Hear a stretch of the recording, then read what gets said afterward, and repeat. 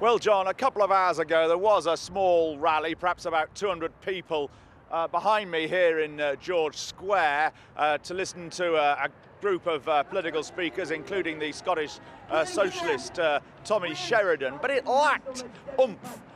Really. Now, Margaret Thatcher was not a popular figure amongst many Scots. She was associated with the decline of the steel industry and the coal industry, and with bringing in the poll tax a year earlier than in the rest of the country. And indeed, the Conservative Party went into huge decline in Scotland during her years in office and subsequently, and has never recovered from that. But I think it's fair to say that the reaction amongst Scots today to her funeral has been broadly one of indifference.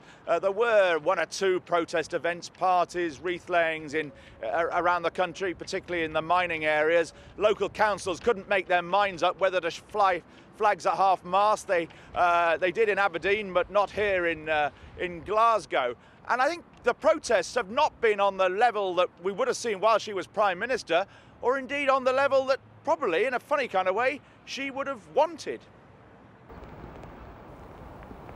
It rained quite heavily all morning in Glasgow, and we found just half a dozen bedraggled protesters here in George Square round the time the funeral was starting in London. Do you think she did any good? Not a bit of good, not a bit.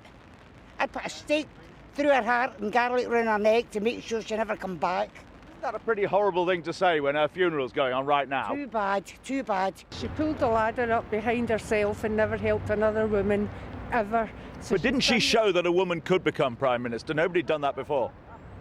Do you want a woman like that that's a warmonger and rips the heart out of a country? Is that what you want for a Prime Minister of any sex? Later in this famous Glasgow bar, punters didn't seem that interested in the funeral coverage. But we found a group of Thatcher fans.